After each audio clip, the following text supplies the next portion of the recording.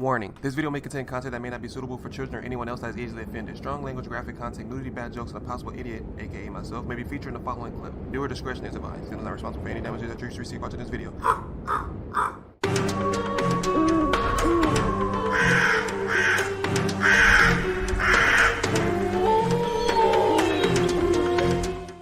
Hey, what's up, y'all? It's Zems, and welcome to the most believable alien encounter, the Skinwalker Ranch story by MrBallen. So if you guys haven't already, be sure you swoop down to the description box, click on that link, and go watch the video so the entirety with me pausing and stopping and talking through the whole thing. Thank you guys so much, man. I missed the day, so I thought I'd make it up to you guys. A 2-video drop, just as I promised. If you guys don't know what the Skinwalker Ranch is, make sure you go to your local Jack in the Box, order the tenders, and then tell them you want the Skinwalker Ranch, bro. It's fire! No, I'm just kidding. Don't do that. You're going to embarrass yourself. But for now, let's get it. Some call this location the most paranormal location on the planet. What is undeniably true, and frankly what makes this case so much more interesting, is that unlike the vast majority of paranormal stories and claims, this case was put to an enormous amount of scientific scrutiny. In fact, there was a decade-long study done on this case. PhDs and scientists converged on this one location and basically around the clock studied all these claims of the paranormal that was happening in the area. Let me know down in the comment section. If it's just science, does that automatically mean that it's true? Because, some people can have stuff wrong and it could be something that we may not be familiar with. But, if you have more than one eyewitness, I guess. But we'll see. And after a decade of research, findings are pretty mind-blowing. And the case that I'm referring to is none other than the very famous Skinwalker Ranch. Dipping sauce. So the too long didn't read version of this story is you have a family that purchases a ranch out in Utah. As soon as they move in, they start noticing some pretty bizarre things around their property. Everything from, some of their livestock going missing or being harmed. They have strange sightings in the woods of creatures and lights in the sky. They eventually report it to the news, and that news story gets picked up by a couple of other outlets, and a billionaire who is obsessed with researching the paranormal sees this story. He buys the property and installs an entire team of scientists and researchers to basically try to figure out what was happening at this ranch. Man, if I owned that house beforehand, they'd be like, we looking to make you an offer you can't refuse. I'd be like, talk to me. What do you got? Offer me something. 1 million. I'm like, You insult me. You insult my intelligence, my friend. $20 million. I'm like, bet, here you go. Here's the house lease. Here's my car. You can keep the car if you want to. The car's out back. If the key's right there on the counter. Years studying this ranch, the outcome is, well, turns out some strange things really were happening. Let's get it. In the northeastern corner of Utah lies a 500-acre plot of land called desert where a ranch sits, and that is Skinwalker Ranch. It was built in the late 1800s, early 1900s, and it was actually built on a piece of land that had apparently been cursed. Prior to its construction, the Navajo tribe had a feud with the Utes Native American tribe. The Utes were selling off other Native Americans that they would capture. They would sell them into slavery to the United States. And so the Navajo, who had previously lived in the area where this ranch actually was built, they were forced off their land as the Utes came in and were rounding them up and selling them into slavery. Before the Navajo left that area, they cursed the land with what's called the Skinwalker curse. The idea was they were going to torment the Utes tribe for the hardships they had inflicted on the Navajo. Which makes perfect sense because you're selling your own kind technically to another kind that doesn't care nothing about you, which is crazy how we've done that. It's insane, man. Like slavery, that's crazy. The Indians, the Hispanics, the blacks, and others, countless others that went through the same stuff, and it's just like, why? Just do it yourself. Skinwalker curse, legend has it, curse where these witches descend on the area and take the form or wear the skin of various predatory animals in the area, namely large wolves and foxes. They inhabit those bodies and terrorize anybody in the cursed land. At some point, this ranch is actually built on the land that had apparently been cursed. It wasn't until many years later when owners of that ranch started seeing predatory animals doing some very strange things in and around their property. They did some research on the area, learned about this curse, and then before long, the nickname had stuck. In 1994, Terry and Gwen Sherman purchased Skinwalker Ranch. It had actually been abandoned by the previous owners for the last few years, so when they purchased it, they got it for way below market price. So they are just so excited to be moving in. They breed cattle, and so they had 500 acres to let their cattle free roam. It was like the dream purchase for this family. And so when they finally do move in, like the day they move in, they don't really care that the grass is overgrown. It looks like things are kind of in disrepair. And in fact, when they go into the homestead, like the actual house on the property, so excited about everything that they kind of overlooked some of the strange things that they immediately noticed about the property. Like what? They go inside and every window has a deadbolt on it. The inside and outside of every door in the house, not just the doors leading outside, doors leading between rooms. Red flags. Locks, the front and back side. Red flags. They noticed these big pikes that were driven into the ground at the front door and back door of the property with massive chains stringing off of them, which looked like pretty powerful guard dogs had been there. They're thinking to themselves, well, this is a huge piece of property. Perhaps the previous owners are a little bit paranoid because they're kind of isolated. Paranoid of what though? What? How paranoid do you have to be to bolt down the front and the doors and doors leading to other rooms? Like, why would you bolt that down? And then you go take 2 pikes? Bro, what do you think this is? Saw 3? Let's play a little game. Come on, bro. Like, the red flags. And then you go get a big-ass ranch for way lower than what it's cost. Like, come on, bro. If you go to it in Beverly Hills and they say, hey, you can have this mansion for only $100 down payment. Come on, bro. $100. Why? What's wrong with the house? Like, especially, you know it has to be cursed. You know it has to be built on some sacred land or something. Like, you're just not to just give away a mansion for $100. Like, come on, bro. Stop the cap. I know you want somewhere to live, but this is not it, Chief. They didn't really raise a red flag. To be honest, had I moved into a property where every single door and window had multiple locks on it, they had these big guard dogs, I'd probably ask a couple questions. Yeah. But you know what? Terry and Gwen, they're just so excited about this purchase that, again, they kind of just overlook it. So on the day that they are moving in, Terry and Gwen have some family members over to help them offload trucks and move stuff into the homestead. And it's during this process, as they're moving things out of the truck into the house. And again, you got to remember that the house is situated like right in the middle of the property. And you can see in every direction, basically unobstructed, because it's basically open desert, with the exception of a couple areas that are, basically forests. And as they're offloading some of the stuff into the house, Terry looks out at one of these tree lines and he notices this huge wolf, or what looks like a wolf, pretty well off in the distance, kind of meandering its way over towards them. Hell no. It's far enough off that this is not enough to be totally worried about it. After all, Terry was a rancher and his family were fairly rugged. They carried weapons and they were used to, protecting their livestock from predators. So this was not a, oh my goodness, I can't believe a wolf is near us. It was more like, okay, let's make a note that there's a wolf walking towards us. Ling Ling, get my pistol. So Terry does. He tells his family, hey guys, just so you know, there's a wolf coming towards us right now. And the whole family is now standing near the truck and they're watching this wolf. And Terry recalled, as he's staring out watching this wolf, it's kind of almost walking in like a snake, like a serpentine path towards them. Terry notices that there was a fence that was out where this wolf is. And the fence was pretty big, and the spaces between posts were about 6 feet. When he had a good look at the wolf next to the fence, he could tell that the wolf was at least 6 feet long. Hell no. Are my eyes playing a trick on me? Like, that's an enormous wolf. That's the biggest wolf I've ever seen. Those are dogs that you go to your friend's house, like, oh, he don't bite. He's a lover. He don't bite.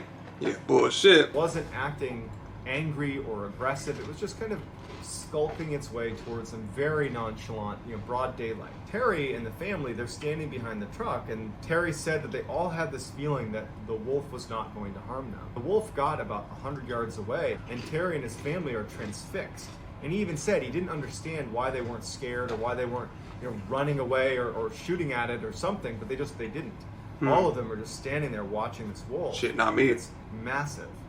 And the wolf is wagging its tail and acting like a domesticated dog. The wolf comes over and goes up near Terry's father, who was there helping unload some of the gear they had. And Terry's father just kind of reflexively reaches out to start petting he's petting like up at his head level this massive wolf. The wolf just acts like a domesticated dog and kind of rubs against his hand and then starts walking away from them, just wagging its tail and not doing anything, not causing them any harm, not snarling, not growling. Here it goes. But just as nonchalantly as it walked over to them, it walks over to where they had a pen with a couple of cows and calves inside of this pen.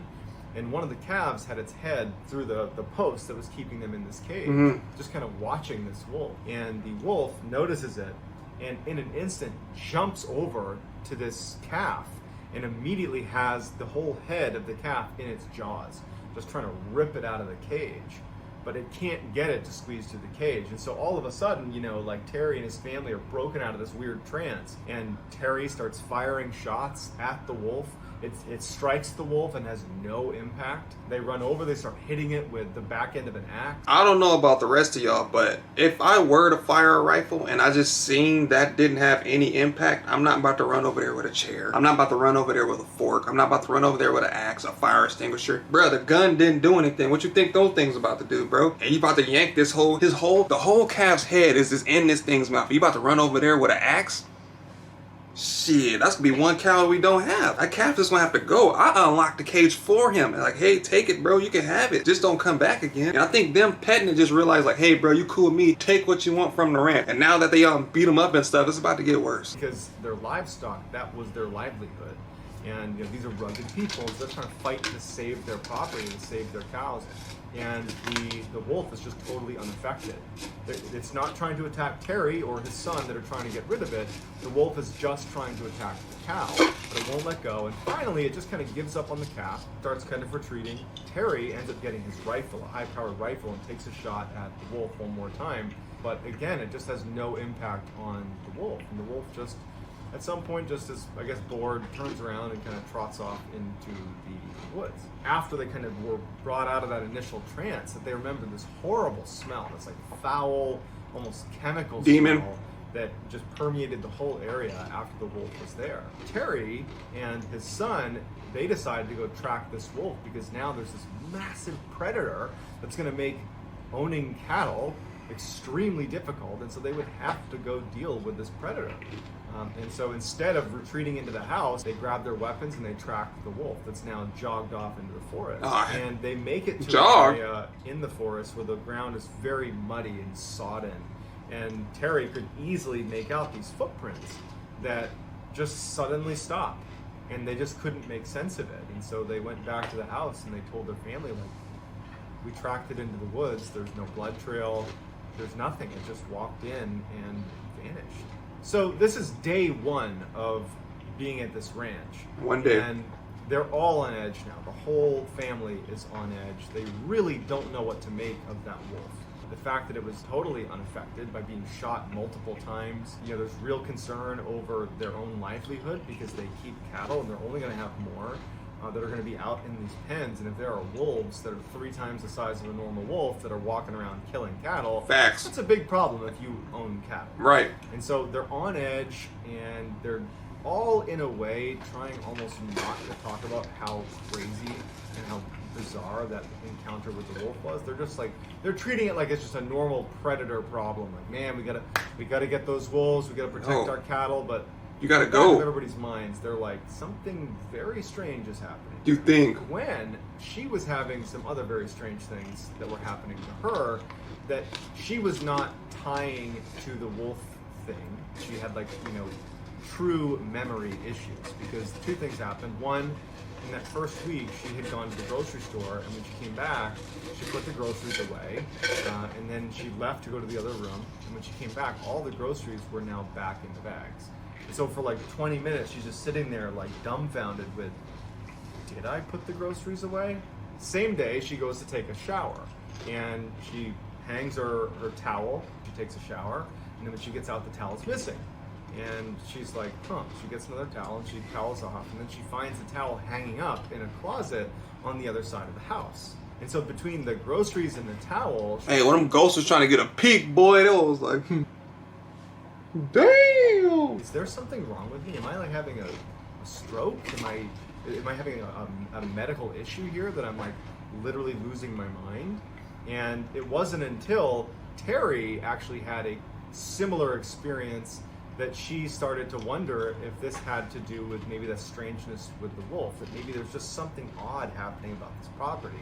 And it was Terry, in that first week, he had been digging holes for a new fence. And he had this big fence digging tool. It was about 70 pounds that he was using to dig the holes for the fence. And so he had taken a break after making a bunch of posts for this fence. He took a break, left his fence digging tool, at the last place he had dug a post, and he went in to grab a bite to eat, came back out, and his fence digger is missing. And initially, he just goes into the house, and he's like, hey, to his wife, to his kids, like, did you guys move my fence digger? Like, do you know what happened to it? Like, where is it? It's not out there. And they're like, no, we've been in the house the whole time. I have no idea. And so they couldn't find it. And a week goes by, he's out patrolling his property, looking for wolves in the tree. Like, well away from where he had been digging the post before, in the tree. His fence digging tool that's 70 pounds is like 70 feet in the air, strung up in this tree. So Terry comes back to the house and he tells his family about the fence digging tool being in the tree. And that's when Gwen tells Terry about her experiences with the groceries going back in the bag and a towel being moved around the house. Everybody in the family starts to really start being scared. I would have been scared from day one. A big ass 6 foot long wolf comes out of the forest, lets you pet it, and then tries to eat your calf, and then runs back into the forest and his tracks disappear. Red flag 1. You go and put groceries up. No one forgets if you put up groceries. Either you put them up or you didn't. Like, did I put up the pickles? Or I don't know. I'm not sure if I put up the pickles. I'm pretty sure that you did put up the pickles. And then you go back, the pickles are back in the bag. And then you take a shower. Your towel is gone. You put a shower there. You put your towel there. You know what I'm saying? Hit a 70-pound gardening tool is up 70 feet in the air in a tree. Who the hell put it there? Superman? It couldn't have been Batman. Batman can't fly unless he got a damn grappling hook. It can't be Spider-Man, bro. It's like 19-something. Like, come on, bro. What else do you need? You need an alien to come down and knock on your door. I'm like, hey, we come in peace. Like, come on, bro. We can't explain what's happening on this property, and we're very isolated. And what's the deal with all these locks on all the doors? I mean, they're starting to feel really concerned. Following the fence digging tool being found, Terry started to notice lights on his property. Initially, because this was the first couple of weeks they're there, you would see lights way at the far end of his property that looked like headlights. And speaking of aliens, someone must have made a wrong turn that wound up in my property, and we were kind of out in the middle of nowhere, and they'll just leave. And so when he first started seeing these lights, that's what he assumed it was, just people making a wrong turn. But I like that movie. He started to see it so often that he wondered if people were illegally hunting on his property. And so one night, he sees these lights on his property, and he goes out to investigate. In fact, he's angry. He's had all these strange things happen. His family's on edge, and now he's mad. And he's going to take it out on this person who's illegally hunting on his property. All right. And he starts charging out to these lights, and he starts getting closer and closer, and he starts to realize it's not making any sound. If this was like a truck, it's not making any sound. And we're in an area where I could totally hear that if it was a vehicle, and he can't hear anything. And as he gets closer and closer, the lights start retreating from him without making a sound, and then float up into the sky and disappear. Terry's like, what is going on here? They come in peace. Winter rolls around, and it's a particularly brutal winter. And one night, he couldn't account for one of his cows. And so he's out looking for this one stray cow. He searches his whole property, and there's only one area that he hasn't searched, and it's that forest where that giant wolf had disappeared after marching in there, and they tracked it in there. And so he goes in there, and as soon as he gets to the tree line, he notices there's a bunch of footprints from what looks like a cow. And he's relieved because it's probably his. He follows it into the woods, and much like the wolf that had just disappeared in that muddy, sodden area in the forest, in the same spot, the footprints that appeared to be this cow had also just disappeared. And then over the course of the remainder of the winter, that would happen 4 more times. The animals would run away and just disappear without a trace. By the end of the winter, after these animals have just mysteriously disappeared, Terry and his family, but Terry in particular, has really gone into full paranoia mode. He, at night, would just stalk his own property, hiding behind bushes with his weapon, hope to see what was taking his cattle. And so one night, as he's doing another fruitless search around his property, he catches out of his periphery what looks like a kind of mass of something moving around in the trees near his property. And at this point, he was kind of obscured by some shrubs and some plants. And so he kind of crouched down and looked out at the tree line. And he sees in the tree line this like strange shape kind of moving about inside of the trees. And he would describe the mass as looking almost like a stealth fighter jet, but really small. And it was making no sound, and it was hovering about 20 feet off the ground. Jesus. And he's crouched down, not making a sound, watching it. And it's just kind of like moving around the tree line, and it has these lights that looks to be kind of scanning the ground. Just kind of moving around, it's shining these lights, these multicolored lights in the ground, and Terry moves a tiny bit to get a better angle on this thing.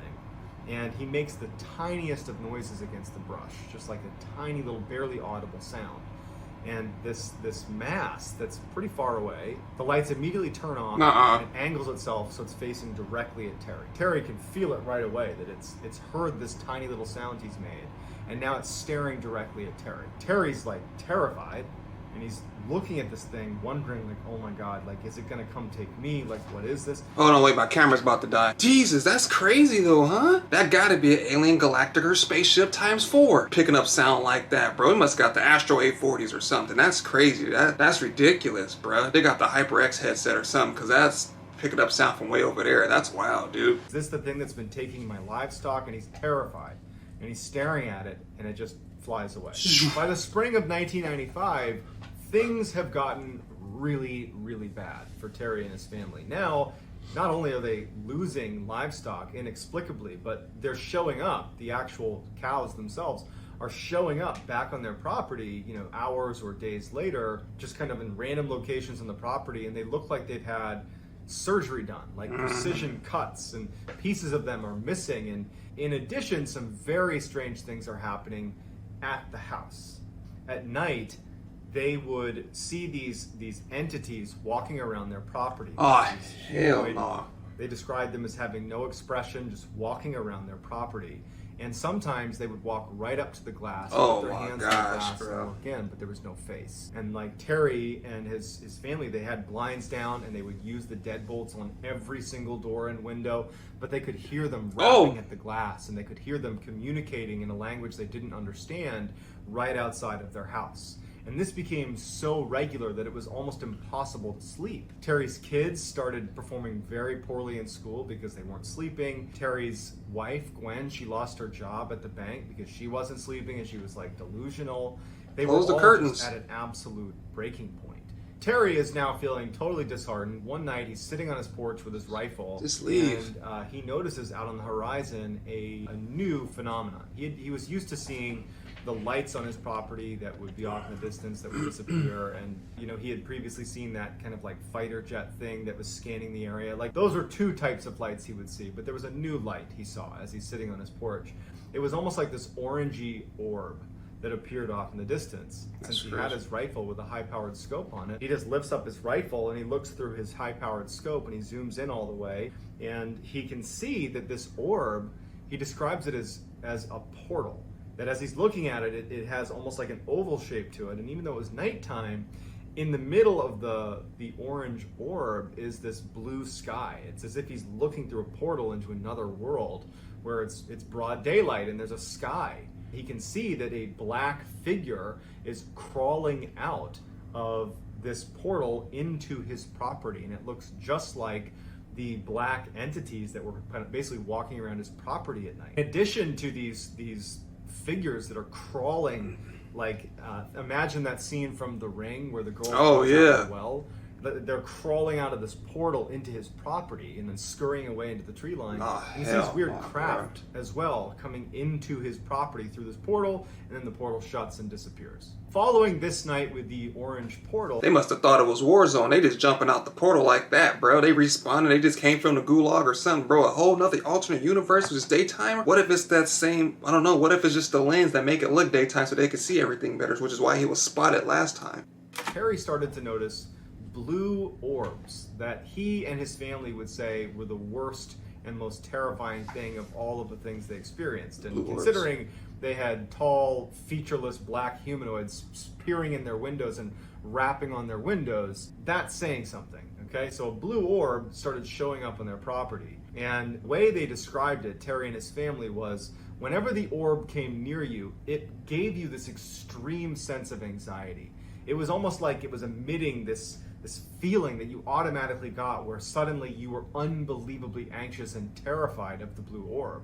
And then as soon as it left, you would, not be anxious anymore. You don't seem And worse so than one night, figures. he's sitting on his porch like he had begun doing, and he sees this orb show up on his property.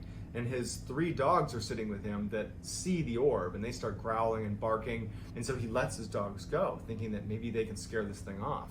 And the dogs take off running towards this blue orb. And they chase it, and you can see the orb, Terry can see the orb that starts to kind of retreat. And he's thinking, oh my goodness, I finally won something.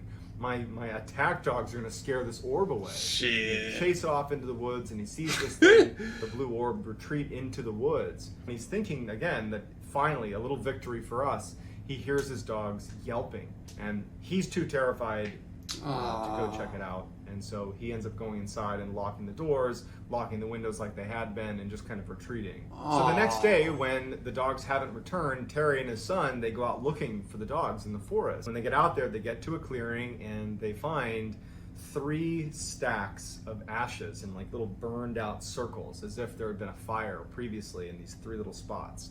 And it turned out it was the ashes of his 3 dogs that had gone into the wood. It had to be an alien spaceship. It burned them, unless they touched the orb, but they burned them to a crisp. You don't just turn to ashes like that quick. They've just been vaporized. Terry decides that it's time to leave. Oh, now it's time. He wants to sell the ranch. And so he puts the property up for sale, goes to a local news outlet, and he tells them about what's happening on his property. As fate would have it, a billionaire by the name of Robert Bigelow, who had invested millions of dollars in standing up this scientific research team, this all-star team of PhDs, specifically to research what he described as high strangeness, which really is just paranormal.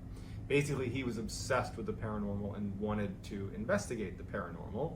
And he had actually seen that fairly obscure story. When he saw that it was up for sale, Robert Bigelow, the billionaire, saw this great opportunity to buy the piece of property and actually make it the headquarters of his own scientific research team. How much he paid? Not only to investigate what was happening on Skinwalker Ranch, but use it as kind of a hub to do other scientific research.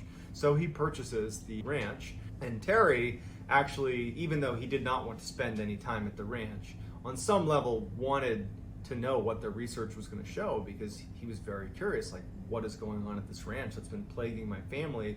So he offers to stay on as kind of like the ranch manager, because Robert Bigelow and his team are a bunch of scientists and business people. They don't have any experience on the ranch, and so they're happy to keep him. So Terry is still connected to the ranch, but he sold it to Robert Bigelow. So Robert Bigelow's scientific team was called the National Institute for Discovery Science, or NIDS, N-I-D-S, NIDS for short. Bigelow had actually built the team before purchasing Skinwalker Ranch, and what he went out and did is he recruited some of the most credible scientists and PhDs he could possibly recruit, but he didn't want people that were interested in the paranormal. He wanted people that were inherently skeptical, so that if he was ever able to kind of prove the existence of high strangeness, that he would have credibility in doing that. And so he went out and found these incredibly skeptical, incredibly smart scientists and PhDs.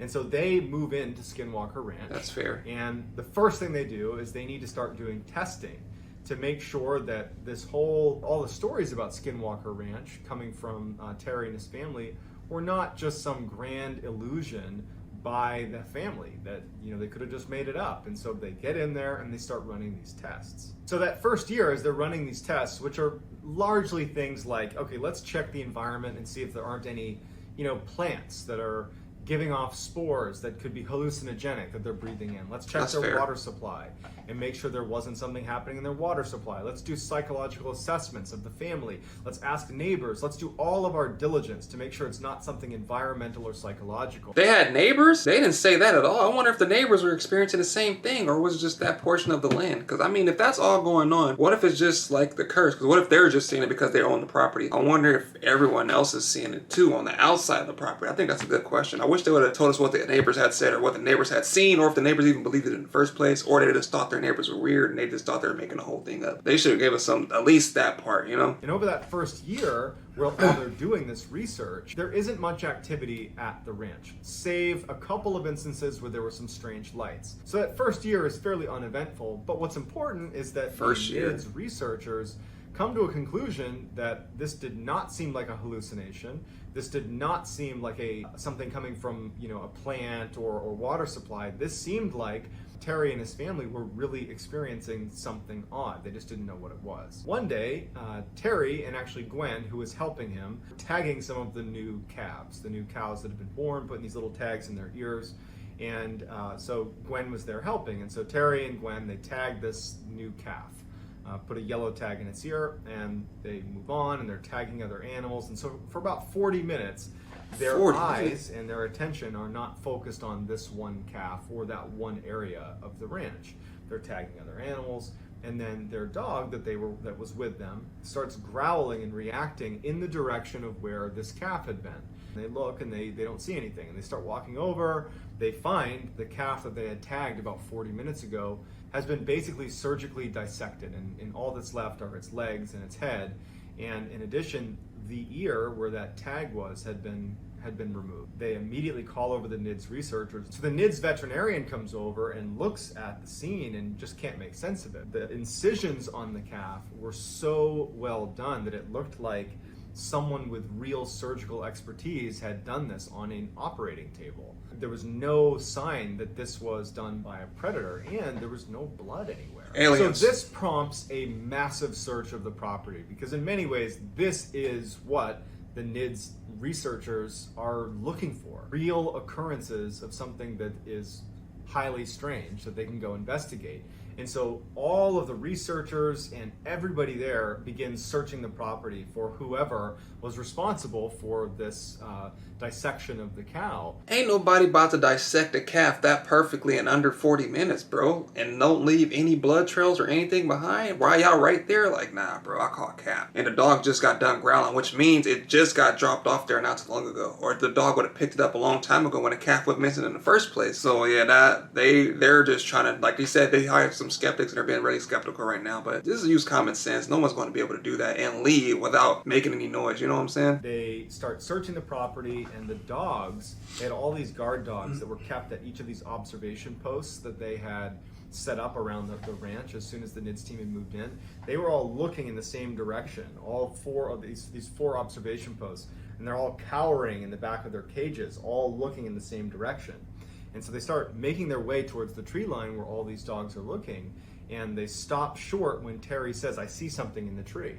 So they stop their car and they're looking, and in the tree is this massive wolf, this like wolf-like humanoid that's basically perched on a tree limb. In the tree. Terry takes out his rifle and he aims at the creature up in the tree, this huge creature, and everybody sees it. All the NIDS researchers are looking at this creature and they're like, "Oh my God, what is that?" Terry starts firing at this thing, just disappears into the woods. And so the team charges into the woods, they fan out, and they pick up a couple of tracks of this huge thing that has like this massive footprint with these huge claws. But much like the wolf that had disappeared and the cattle that had suddenly disappeared when they went into the woods, they couldn't find any I wish I could have seen this, man. They did smell this horrible stench that Terry remembered smelling. The demon. Stuck with him that first day when that large wolf had come over on the very first day they were moving in. It was that same smell, but they couldn't find this huge animal. So dumbfounded, the NIDS researchers just go back to the property and no one can make sense of it. They have the footprint and they have their own eyewitness testimony. It couldn't make sense of how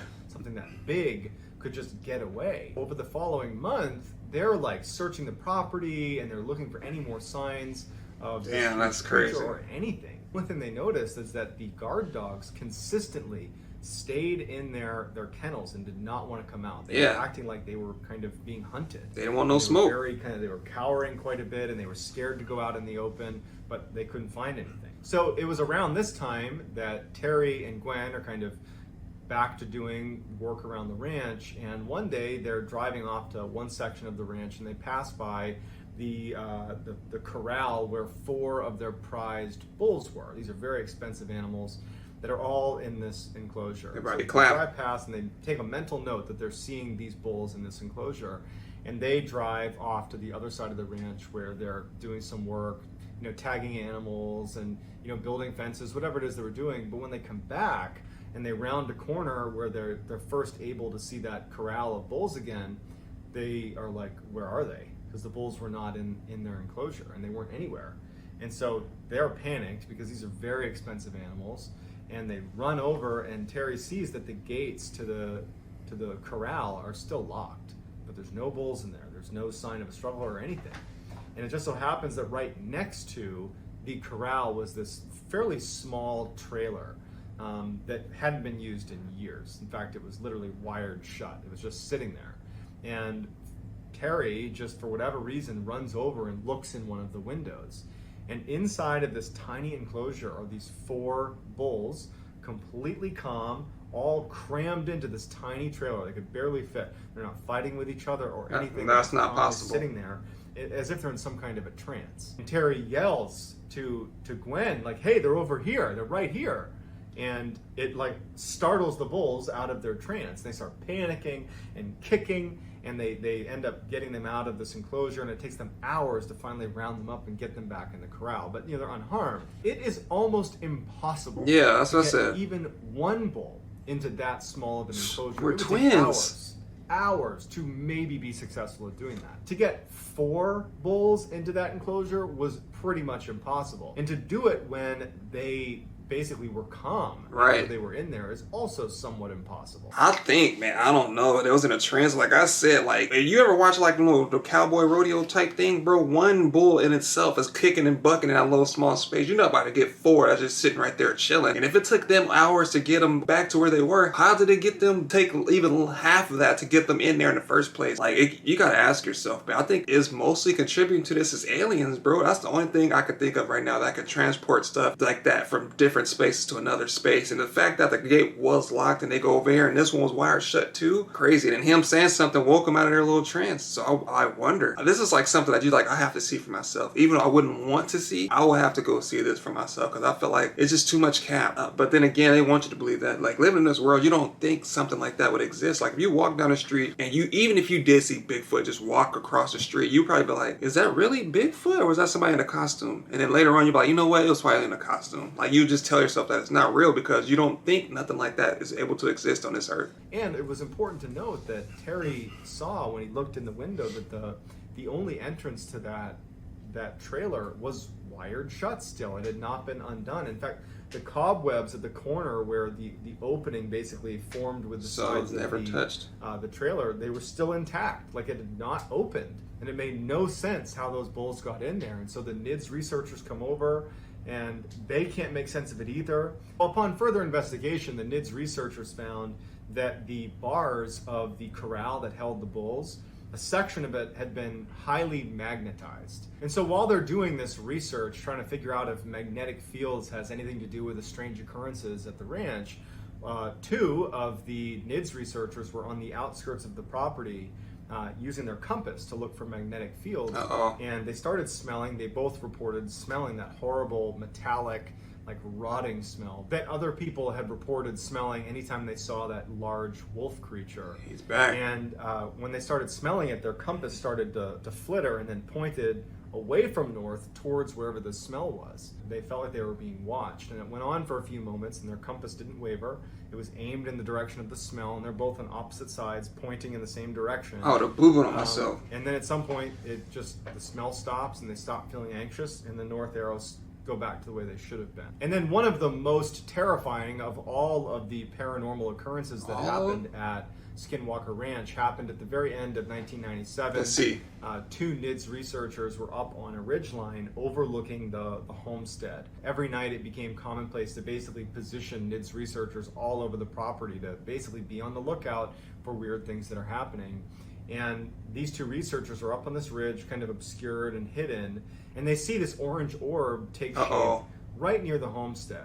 And one of them had an infrared goggles, and so he looks down at the orb, and he can clearly make out that it's this oval-shaped opening that sounded an awful lot like what Terry had seen on his porch when he saw that humanoid creature crawling out of the portal into his property. Well, these two researchers are looking at this portal, and they see the same thing. They see this black human-like creature crawling out of this orange portal onto the ground, and then it starts running up the hill towards them. Oh, and they're like frozen with fear. They shit. start smelling that horrible rotting metallic smell as this big human-like creature bounds up the mountain, and they can hear the shale under its feet as it runs up, and it goes right past them. About 30 feet away from them, they're looking at it, and it just barrels past them at a full sprint up into the mountainside. The following year, in 1998, the activity on the ranch declined significantly. All they have was the occasional strange lights here and there, but for the most part it was done. And in fact, even though NIDS remained on the property, by 2004, the research just wasn't amounting to anything, so they pulled the plug on the operation. They did have footage of a number of the lights that were seen, but again, no one's going to take a picture of some random lights and say, oh, there you go, proof. You know, they demonstrated that there were, you know, magnetic fields, and they have images of these calves that would reappear after looking like they'd had surgery done to them. They had hundreds of eyewitness reports. You know, they have all this information, but none of it was really definitive proof, which was very frustrating to Robert Bigelow, to Terry and his family. What do you mean? The way they described it is they felt like they were dealing with an entity or a group of entities that were just consistently one step ahead of them, that they could catch glimpses of what they were doing, but it was never enough to really understand what was happening. They never felt like they were in control. It was always clear that this entity or these entities were in control of the situation, and they never were in a good position to really record hard data or get good footage. Not to mention, this is 1998, this is the late 90s. No one just had, like, you know, an iPhone they can pull out and snap pictures. You had like real cameras. And so the best they could do was some pictures of light and some of the animals that had been mutilated. There's been numerous books put together by some of the people that were a part of this NIDS research team, and to this day they believe that what they saw was a result of some paranormal activity. And to this day, many people believe that this is one of the most credible instances of paranormal activity occurring. No, I need to find out if they have a movie or something. They need to make a movie about this, because that's insane. And it's always crazy that now that we have cell phones, it's harder to catch these kind of stuff, or people don't think about taking pictures. But it's kind of weird because nowadays everybody pull out cell phones for everything. But as soon as it comes to catching something that may help build research or may help us be like, you know, be in the know, they never be able to capture anything. And just like he said, I was about to say, why didn't they just take pictures or something like that? But of course, like he said, they didn't have iPhones and stuff back then, so we couldn't get no proof. But that's some scary stuff. I don't think I could just live life the same anymore. I wouldn't think I'll be able to, like, just go to sleep the same at night. I'll just always be paranoid all the time. Like, at nighttime, I have to close my window. I can't sleep with the door open. Everything has to be locked. Let me know down in the comment section, what would you guys think? Do you guys think this is real? Do you think it's fake? I mean, a lot of scientists said they seen it. A lot of people wrote books on it. I just never know. I don't think I wouldn't even know what to do if I were to look down and see something crawl out of a portal and it run up the hill towards me, bro. I would have boo-booed on myself. I would have probably sharded. I would have threw up. I probably would have passed out, fainted. I don't know. I probably would have woke up in the ER. Like, I don't even know what I would do. And the fact that they stayed for so long, man, the perseverance on that one is crazy. Because that first day of me seeing a 6-foot-long wolf, that'd have been it for me. But I guess you can say, you know, you was a part of something, and that's the best that you can do. But I don't know, man. But if you guys enjoy, maybe know down in the comment section, man. Let me know what you think. This video is by MrBallen, so if you haven't already, be sure you swoop down to that description box, click on that link, and go watch the video in its entirety without me pausing and stopping and talking through the whole thing. If you guys are new to the channel, my name is Zems, and welcome to the Crow's Nest. But again, thank you guys for watching, and I'll see you guys next time. By far, hands down, the scariest part for me would have to be seeing the faceless people. Let me know down in the comment section which one you thought was the scariest. That blue orb, I guess, was the scariest thing, but to me, looking on the outside in, I think 100% the faceless people.